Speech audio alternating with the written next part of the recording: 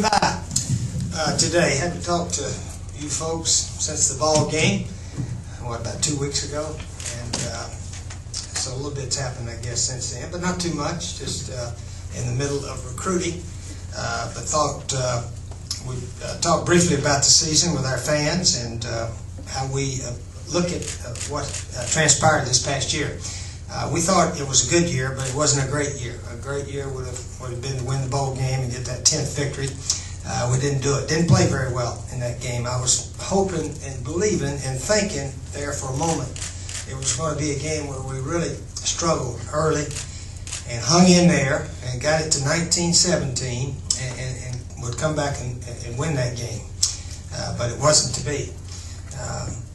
There was 5 fumbles in the game. They fumbled the kickoff in 19-17, as we all know, and an excellent hit by Quinn Smith. Went in there and knocked it. I mean, it come popping way out.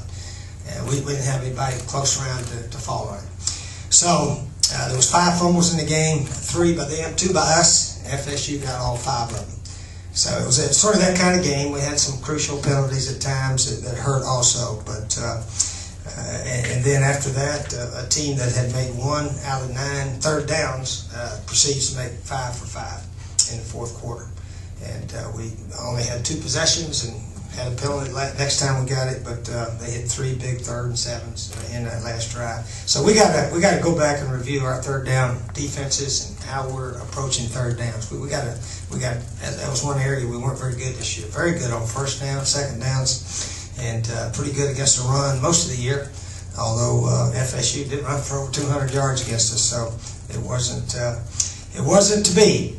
I thought the effort by our guys was pretty good by most of them. 1 or 2 guys played about like always, but overall for the team, the effort was very good when we watched the tape and looked at it.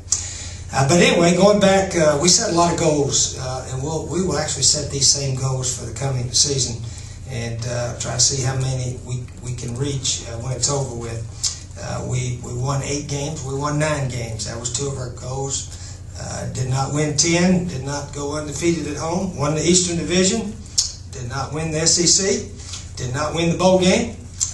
We did beat Clemson, and we did finish in the top 25. Finished number 22 in the country in both polls. So that was. That's a good year. That is a good year when those kind of things happen, but certainly not a great year. So that's the way we looked at it. We'll regroup. I know a lot of people believe when you win the bowl game, everything's a lot nicer through the off season, and it probably is. The other side of it, when you don't play very well, the coaches are a little bit more irritated, and hopefully can get the attention of their guys and have a productive spring practice. We got a lot of areas we need to get better, and hopefully this spring we can do that. Since one of the websites already got what we were talking about this morning, I apologize, some kind of leak got out that we're switching 1 or 2 coaches around, but hopefully that won't happen much anymore. But anyway, we're thinking right now that Shane Beamer will just completely handle special teams and free up him to work special teams all the way. I really believe we got to get more of our first team players on the special teams. We didn't make much happen this year, and our best field position against FSU was when they kicked off out of bounds. That's the only field position we had. We can't make the other team punt on their own 5-yard line, and then we start on our own 25-27. The guy hit a long punt, we catch it, go backwards, and there was a holding penalty to add 10 more. I mean, just little things like that it's hard to overcome. You need some good field position, and we did not do that well all year, and especially in the last game. So we're going to try to free up Shane. I think what we're doing is sound. I just don't think the players or whatever reason we're not getting much done, but we'll continue to work on special teams. G. Punter will go over and help Ellis with the defense. So we'll have 4 full-time guys on defense, and that's what most schools have. And certainly Jeep has been a defensive coordinator actually in college. I think Eastern Kentucky several years ago, and so he's coached secondary, and we think he'll be fine back there, do an excellent job. But that's about it. Other than that.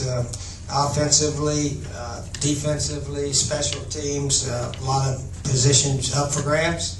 We'll give everybody a chance in the spring and go from there. We'll try to scrimmage quite a bit. We've actually learned a new way to scrimmage where you just wrap up. You don't tackle to the ground, and you can get a whole bunch of plays in, and your quarterback can get a lot of snaps and repetition. So we'll do that a lot this spring, and hopefully it will be beneficial for us. But other than that, that's about where we are. Trying to finish up recruiting. We're in the midst of, we think, an excellent recruiting year. Of course, there's 4 or 5 big names still out there. 4 or 5 of them are still out there, so we'll find out if we're going to have a great one or just a good one. We got a good one right now, very good, and it could end up a great one if some of these last few guys come with us. Okay, any questions? Coach in the back. Coach, yes. First, thanks for the time, and I know it's hard to quantify how much better the program is after 6 seasons after you being here, but I'm sure you would feel as if it's better than the way you found it, but maybe the relationship is a recruiting question. How much more open is the door for, and kids are receptive to coming to South Carolina now as compared to when you first came in? How more likely is it that you can get top recruits to come to South Carolina now? Well, hopefully a lot more attractive now than it was 6 years ago because of the facilities. Eric Hyman and our booster office and so forth have made a commitment to improve our facilities big time. So that helps. And then after that, you get some guys who are Mr. Football, Stephon Gilmore, and then Marcus Lattimore, and that tells guys, hey, South Carolina's a neat place to go. They can win. We've beaten some good teams. Obviously, the Alabama win here was a good day for us, but we didn't continue. And we were not a real strong team overall this year. We had some, when we played close to perfect, we could beat a team like Alabama that didn't play very well, and that happened that day. So we're not at a level we hope to be, but we hope to get there. And certainly, we believe the opportunity is for us to become a top of the SEC type team. But there is some good ones in the SEC, and we played just about all of them. We only have to play 3 teams from the West. That's good, I guess, right now, because they were by far the dominant division of the SEC this year. But anyway, recruiting is much better, I think, than it was 6 years ago. But we still have to keep pushing and fighting our competition. The competition's out there also.